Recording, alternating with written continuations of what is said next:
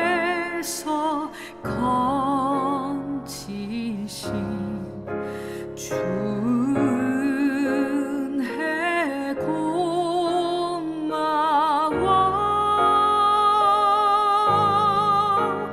나 처음 믿은 그 시간 귀하고 귀하다.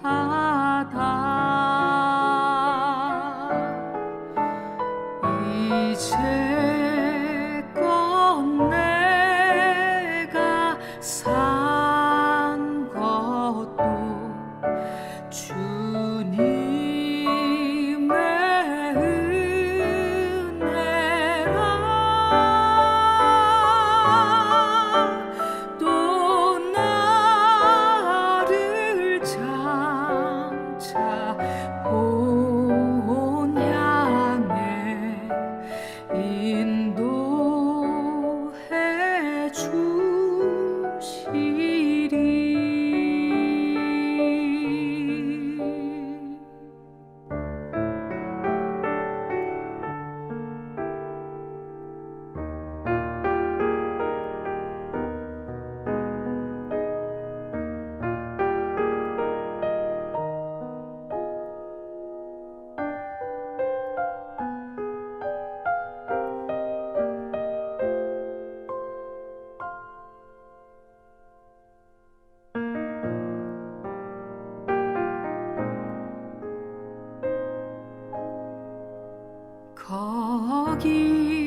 거기서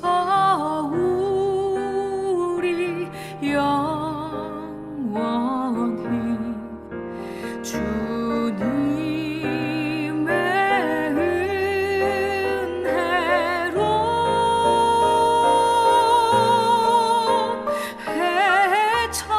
해처럼 밝게 살면서 주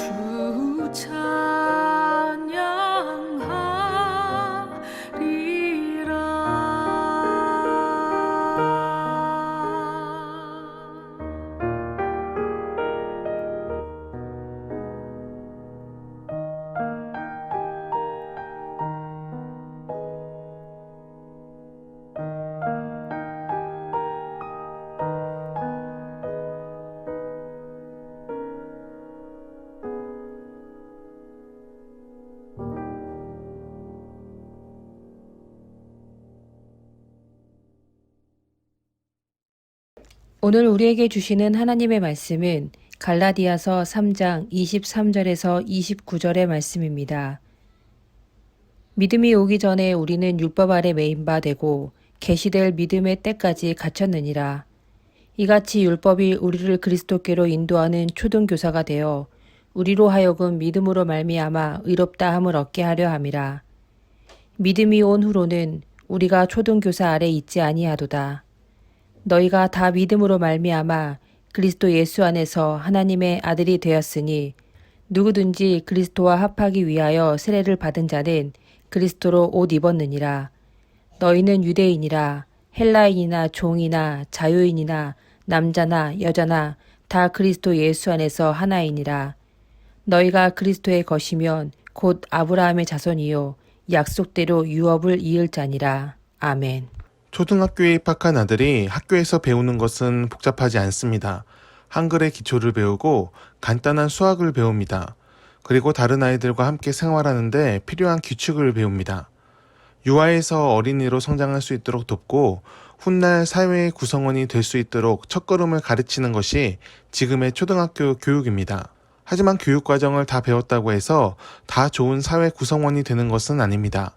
그것을 받아들이는 사람이 그것을 실천해야 합니다. 교육은 항상 올바름에 대해 알려주지만 사람은 항상 옳은 방향을 선택하진 않습니다. 쓰레기를 버리지 말라는 것을 모두 알지만 그래도 버리고 무단 횡단을 하지 말라는 것도 전부 알지만 그냥 건너는 사람이 많습니다. 도둑질을 하지 않아야 한다는 것도 모두 알지만 탐욕에 빠진 사람은 기꺼이 도둑질도 저지릅니다. 아는 것과 행동하는 것은 전혀 다른 차원의 이야기처럼 들립니다. 교육은 항상 올바르지만 받아들이는 사람은 올바르지 않을 수 있습니다. 율법과 사람의 관계도 이와 비슷합니다. 바울은 율법의 역할에 대해 그리스도께로 인도하는 초등교사와 같다고 말합니다.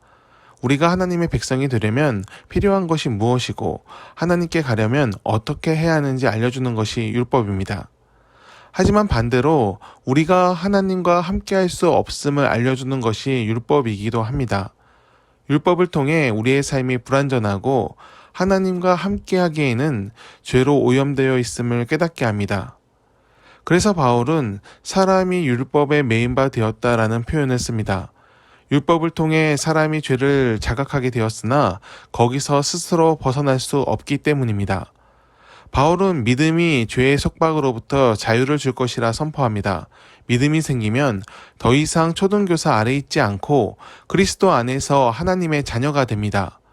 초등교사 아래 있지 않다는 것은 규칙에 지배되지 않는다는 뜻입니다. 규칙을 지켰냐 안 지켰냐 그것을 따져서 의로움에 대한 판단을 받는 것이 아니라 자녀의 모습으로 하나님의 용서와 사랑을 받습니다. 세상은 규칙을 정해놓고 그 실천과 성과에 따라 그 안에서 등수를 정하고 성공과 실패를 규정합니다. 율법으로 구원을 정한다면 세상과 같은 방법으로 성공하는 자와 실패한 자를 구분짓게 됩니다. 하지만 하나님을 믿는 믿음을 가진 자는 그러한 판단을 받지 않습니다. 좋은 부모는 자기 자녀를 끝까지 사랑합니다. 자신의 생각처럼 성장하지 않더라도 버리지 못하고 끝까지 품고 사랑하며 올바로 이끌기 위해 스스로를 희생합니다. 우리의 하나님은 좋은 하나님이십니다. 징계와 심판을 말씀하셔도 그것은 우리를 좋은 길로 이끄시기 위한 방법 중 하나입니다. 하나님의 계획은 우리를 구원하시는 것과 우리가 행복한 것을 최종 목표로 나아갑니다. 우리는 그 선하심을 믿으며 주님이 우리를 사랑하신 것처럼 우리도 주님을 사랑하며 주님을 향해 한 걸음 더 나아가는 삶을 살아야 합니다. 세상에는 참 다양한 사람들이 있습니다. 세대도 다르고 성격도 다르고 직업과 인종에 이르기까지 수많은 사람들이 있습니다. 다들 다른 목적을 갖고 사는 것 같습니다. 하지만 모두가 하나님의 자녀인 것은 같습니다. 하나님께 모두 사랑받는 존재들입니다. 하나님 앞에서 누가 더 특출나고 누가 더 많은 것을 소유했는지는 중요하지 않습니다. 하나님 앞에서 모두가 하나가 될 수 있는가? 그것이 중요합니다. 율법을 따르는 사람은 하나됨이 아니라 차이를 더 주목하고 높은 가치를 둡니다. 우열을 가르고 편을 갈라 자신의 입지를 강화합니다. 하지만 복음을 따르는 사람은 희생의 소중함을 압니다. 예수님이 스스로를 희생하셔서 모두를 살리신 것을 마음에 품고 그 삶을 따르려 노력하는 사람이 믿음을 얻은 사람입니다. 세상은 믿음으로 나아가는 사람을 필요로 합니다.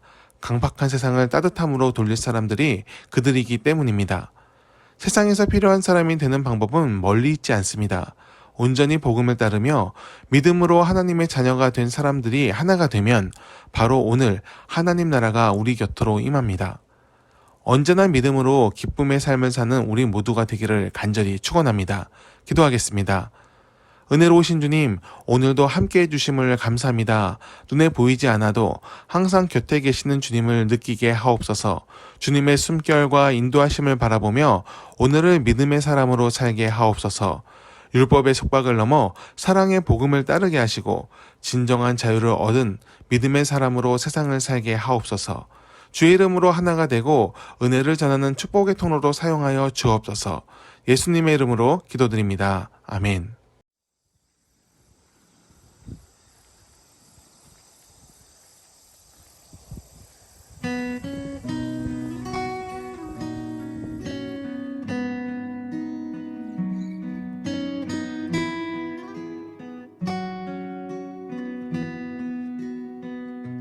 참 아름다워라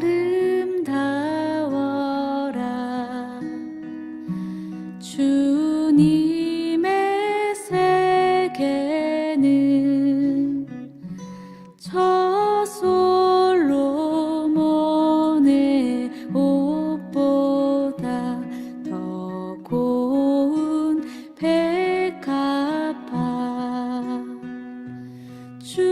찬송하는 듯 저 맑은 새소리 내 아버지의 지으신 그 솜씨 깊도다.